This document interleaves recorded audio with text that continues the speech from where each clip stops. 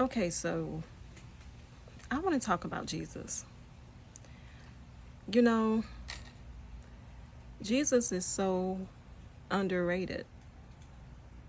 I mean, the church is put on a pedestal.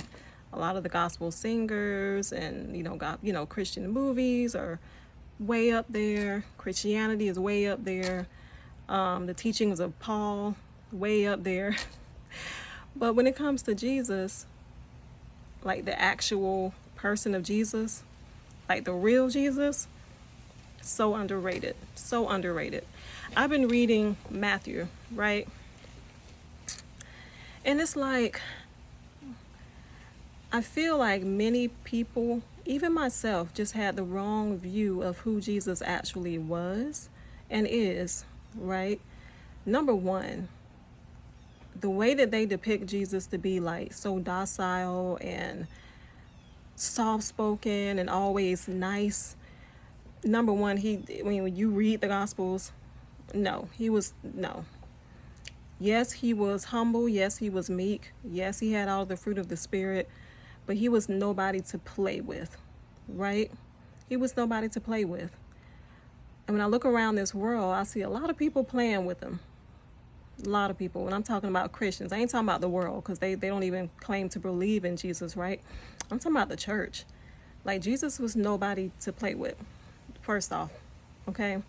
It's not that I've never read the Gospels, but sometimes it's good to go back and read about Jesus, because we're so churched and we're so, Christianized and all. And it's really nice because even in Christianity, there's a lot of teachings in so-called Christianity that are not biblical. It's the weirdest thing.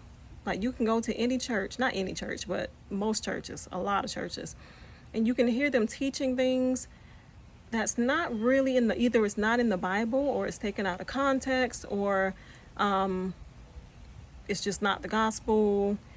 There's a lot of sensationalism, humanism, materialism, just emotionalism, all of that within the church. And it's like every now and then, just to make sure you're not off track, you need to go back and actually read about Jesus and read the things that he actually said and read about what he really cared about and what Paul really cared about.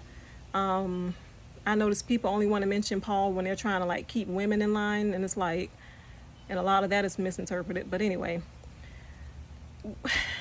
you need to know who you're serving. It's very important to not be a quote-unquote Christian just because you're a Christian. It's really important to actually be a follower of Jesus, and that's what I have to remind myself of that all the time. And I think it would really benefit a lot of us if we do go back and really fall in love with the person of Jesus, because Jesus was something. He is something. And when I say something, I mean just something indescribable. The wisdom, the patience that he had, but also the boldness, and also what I noticed about him, I'm just talking, is that he didn't make anybody believe anything. If he gave somebody the gospel, he told them that he was the way, the truth, the light, and they didn't want to receive it, he kept it moving. I know there's one story about him going to one city and he healed a man that was demon possessed, and the man went back and told everybody, and then everybody said, we don't want you here. So he got on the boat and he left. He didn't force nobody to believe nothing. You're going to believe or you're not going to believe. Jesus was a gentleman, but he was also wise. He is wise. He was also human, but God.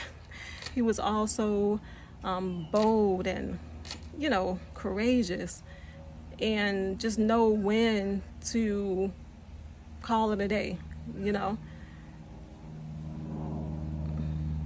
Yeah, I love Jesus. I love him. I love him when he was being, showing mercy. I love him when he was tipping the tables over. I love him when he was giving words of, admiration, encouragement, and when he was calling the Pharisees and Sadducees snakes and vipers. I just love him, right? Because he is who he is. So I'm in love with him and not with a religion.